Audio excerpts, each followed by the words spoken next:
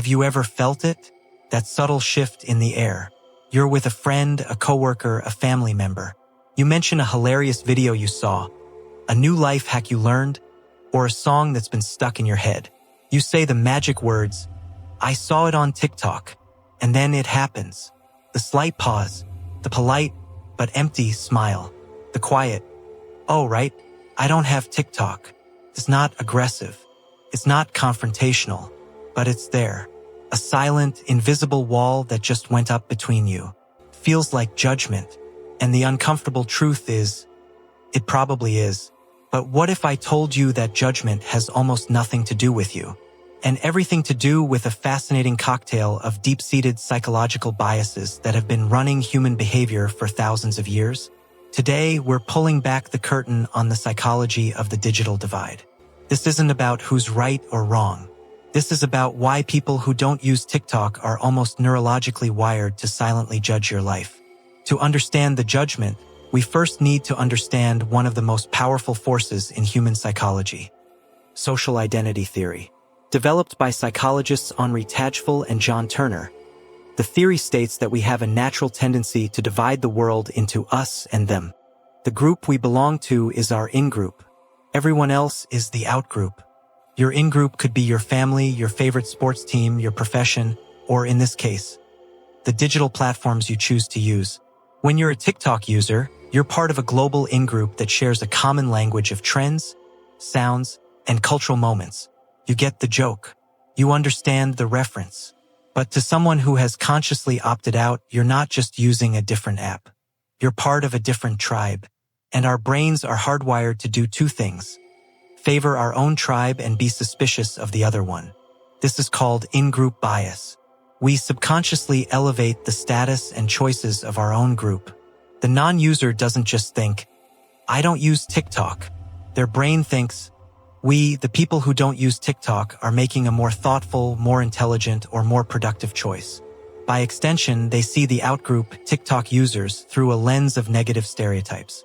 If their in-group identity is built on being serious or focused, then the TikTok outgroup must be frivolous or distracted. This isn't a conscious, malicious thought process. It's a cognitive shortcut. Your friend's brain isn't saying, "I think you are a silly person." It's saying, "My group is the correct group. Therefore, their group must be the incorrect group." That silent judgment you feel, it's the sound of their brain protecting its own social identity. Now let's add another layer: a powerful psychological discomfort known as cognitive dissonance. This phenomenon, first detailed by Leon Festinger, describes the mental stress we feel when we hold two conflicting beliefs, or when our actions don't align with our beliefs. And our brains will do almost anything to resolve this tension. For a non-user, the dissonance is powerful. On one hand, TikTok is one of the largest cultural forces on the planet. It's where news breaks, trends are born, and careers are made. The thought lurking in the back of their mind is, "Am I missing out on something important?" But on the other hand, they have a belief about themselves: "I am a person who uses my time wisely. I am not easily swayed by trends. I am in control of my attention." These two ideas are in direct conflict. To resolve the dissonance, the brain has to change one of them. It's much easier to change your perception of an app you've never used than it is to change your entire self-concept. So the brain takes the path of least resistance. It concludes, "I'm not missing out because TikTok is a waste of time. It's for kids. It's shallow. It's rotting people's brains." Every time they dismiss the app, they are reinforcing their decision. They are soothing that internal conflict. The judgment you feel is a defense mechanism. By judging TikTok and its users, they are subconsciously validating their own choice to stay away. They aren't just judging you. They are performing a necessary mental gymnastic to maintain a consistent sense of self. It's an act of psychological self-preservation. Our brains are pattern recognition machines. We survived as a species by quickly identifying what was familiar and safe, and what was new and potentially dangerous. The unknown is, by default, a threat until proven otherwise. To a non-user, TikTok is a black box. It's an endless, chaotic, algorithmically driven stream of content that seems to have no rules and no structure. They don't have the patterns. They haven't trained their brain to understand the flow, the humor, or the context. When you show them a video, they aren't just seeing the video. They are experiencing a flood of unfamiliar signals. The fast cuts, the layered sounds, the obscure meme references. It's cognitive overload. When the brain can't find a familiar pattern, it defaults to one of two responses: curiosity or rejection. For many, especially those who aren't actively seeking novelty, the default is rejection. This is a form of ambiguity aversion, the tendency to prefer known risks over unknown ones. The risk of engaging with TikTok is the unknown time investment, the potential for addiction they've heard about, and the fear of a culture they don't understand. The known risk of not engaging is simply maintaining the status quo. The brain almost always chooses the status quo. So when they judge, they are expressing a fundamental fear of the unknown. The judgment is a way of saying, I don't understand this chaotic thing, and its unpredictability makes me uncomfortable. They are labeling the entire box bad because they don't have the energy or desire to unpack what's inside.